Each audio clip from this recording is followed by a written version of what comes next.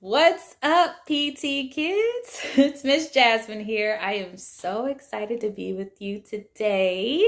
Of course, you know I'm here to bring you this week's lesson.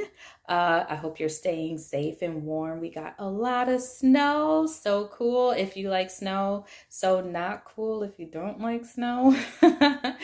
But before we get started, of course, we are going to have our joke of the week. Okay, so today's joke goes like this. Why did the tomato blush? Why did the tomato blush? Answer, because it saw the salad dressing. Boom, boom. That one was funny to me. I hope you enjoyed that one. So, if you can't tell by what I'm wearing, see, it's a little festive. You see my earrings. I think I wore these last year. We are in the month of February, and during the month of February, we celebrate Black History Month. And it's probably one of my favorite times.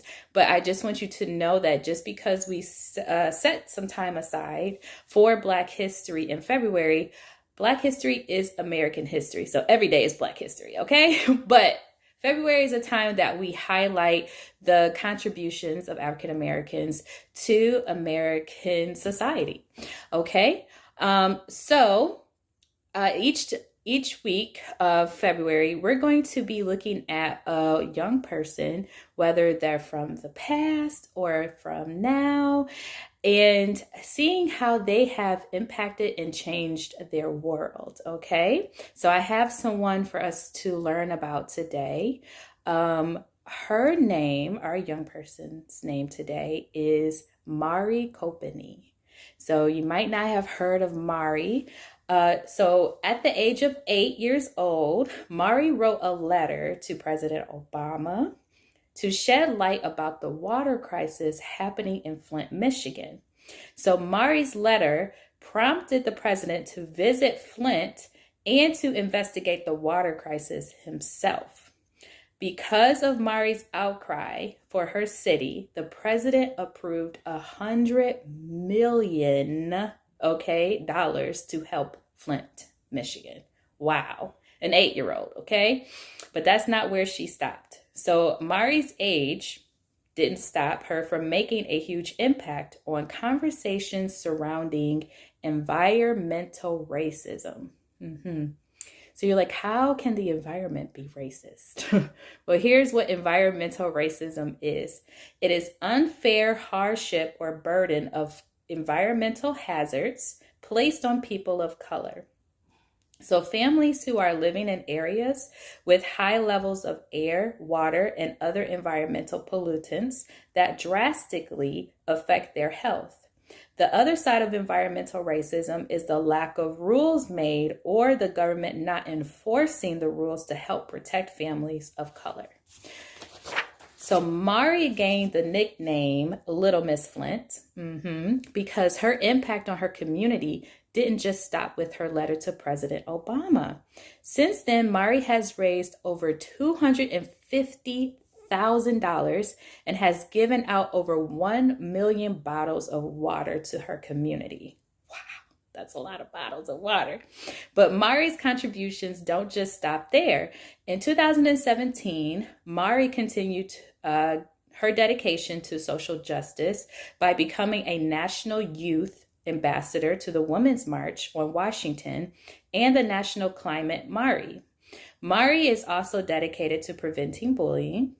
She is also a member of the Flint Youth Justice League. Sounds like a superhero Avenger thing, doesn't it? She sat on the 2019 Kid Box Board of Directors as the chairwoman of the board. She also proudly works with 18 by 18, which is a youth organization founded by her mentor, Yara Shahidi, who's an actress. Mari has also spoken twice at the March for Science about the Flint water crisis. Mari also has, y'all get this, her own doll. I'm so excited. I'm going to get it myself, okay? I saw the doll is super cute. She also sits on the Flint Youth Justice League and the MDE Anti-Racist Student Advisory Council. Wow.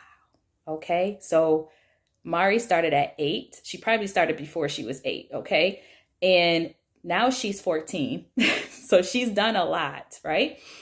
So Mari is 14 years old and she has used her platform to not only bring awareness to the water crisis in her community, but to also give back. So Mari has raised over $600,000 for her Flint Kids projects, including giving out over 17,000 backpacks stuffed with school supplies. She hosts a yearly Christmas event with thousands of toys, Easter baskets, movie screenings, and lots of other events for kids in her community. Her book project, where she gets books by authors of color into the hands of local children. Her Dear Flint Kids Letter Project has received thousands of letters of support to the children of Flint from people from all over the world. Wow. Mari has worked to advance her efforts in helping her city by producing her own water filter that ships all over the country. This girl's amazing, right? So far, she has raised over $600,000 to produce and distribute her filters. Mari has been featured in several magazines and news articles, spreading awareness about the impact of environmental racism. When she grows up, she plans to run for president in 2044. And you know what, Miss Mari, you got my vote, okay? Here's some inspirational quotes from Miss Mari. She said, "Kids need to see themselves as superheroes, and you are never too young or too small to change the world." Awesome, Miss Mari. Woo! So that is a young person who is making a huge impact right now in real time, okay? But we're going to be looking at some young people also in the Bible. We're going to focus on one today. So did you know that there's some young people in the Bible, right? And we talked actually about one last week. If you had looked at the video last week, do you remember who it was? Yeah, it was Jeremiah. Jeremiah was called by God at a young age. He was scared about his big task of being a prophet for God, but he learned that God is with him and will help him, right? So this week, we will be focusing on another young person in the Bible. So let's see if you can guess who they are. So here's some clues. It's a boy. His story is found in the Old Testament. He lived during the time when God's people were split into 2 kingdoms. So there was kingdom of Judah and the kingdom of Israel. His fathers before him were very evil kings and pulled the Israelites away from God. And he became king, get this, when he was 8 years old. So do you know who it is? That's right. It's Josiah.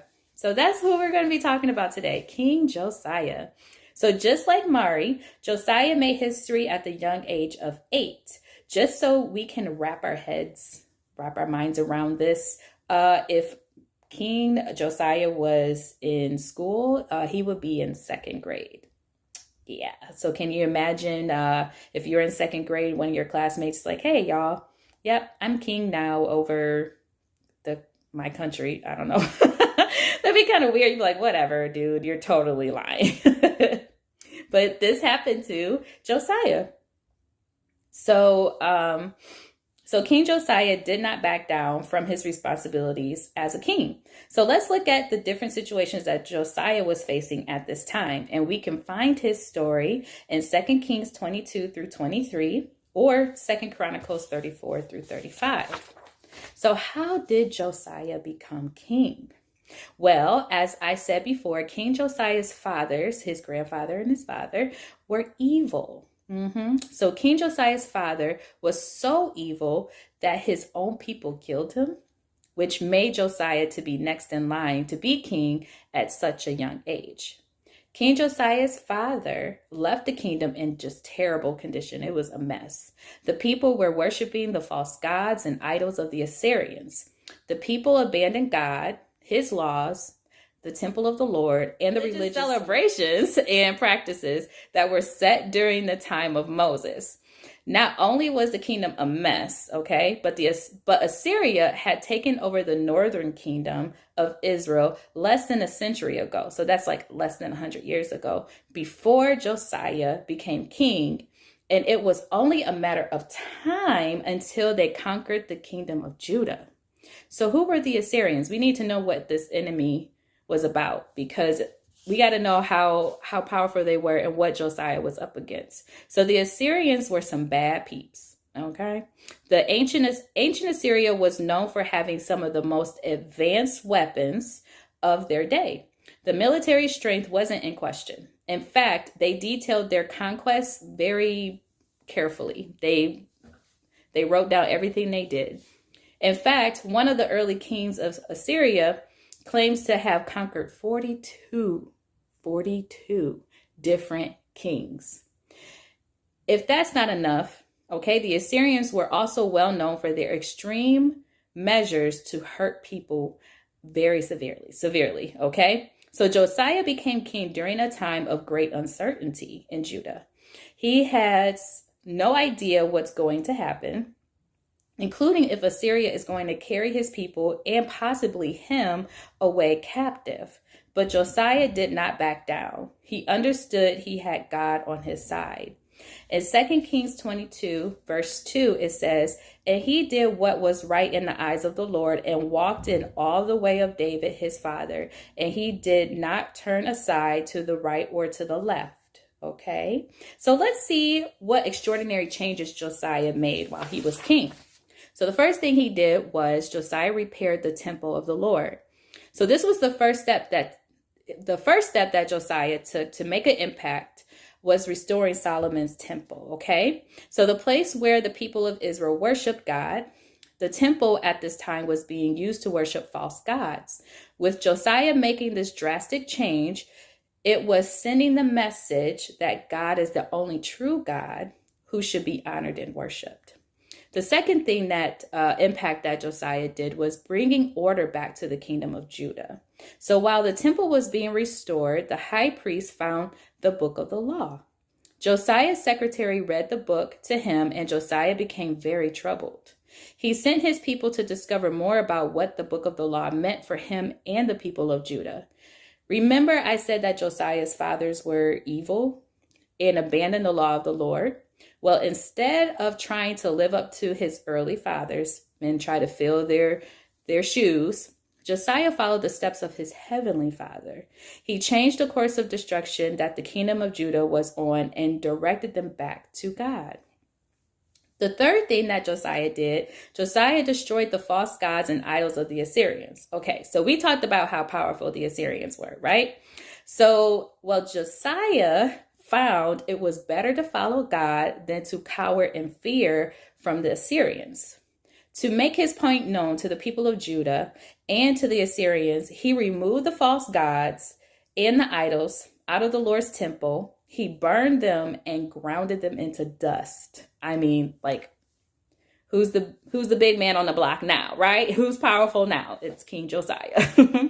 And the last thing we know of that he did during his reign is that Josiah restored the Passover. So in 2 Kings 22, verses 21 through 23, it says, "And the king commanded all the people to keep the Passover to the Lord your God, as it is written in this book of the covenant. For no such Passover had been kept since the days of the judges who judged Israel, or during all the days of the kings of Israel, or of the kings of Judah. But in the 18th year of King Josiah, this Passover was kept to the Lord in Jerusalem." So at a young age, Josiah made history. Okay, he brought his people back to God. He stood up to the Assyrians. He restored the temple of the Lord. I mean, that's amazing, right? In 2 Kings 23, verse 25, it says, "Before him there was no king like him. He turned to the Lord with all his heart and with all his soul and with all his might, according to all the law of Moses, nor did any like him arise after him." So just like Mari, Copenhagen, and King Josiah, you are never too young to be great, and you are never too young to make an impact on your community. And as we always say at the end, but we need God's help, right? So King Josiah needed God to help him make such huge changes during his time. Even though that was a long time ago, we still need God's help to make a huge impact in our world. We know our first step is salvation. We want God's protection. We want his guidance and the promise of eternity with him. All you got to do is just repeat this prayer after me. And you know what? You're saved. So repeat after me this prayer. Dear Jesus, forgive me of my sins. I want to know you. I believe you died and rose again. Come into my heart. In your name I pray. Amen. That's it. All right, PT kids, I hope you enjoyed our first week of Black History. And if you want to look up Mari Kopende, you can. She's amazing. She has her own website, and you can find her on YouTube. She's everywhere. And maybe you can ask your parents if you can get the doll, because the doll is cute, okay? So I will bring you another lesson next week. But until then, bye.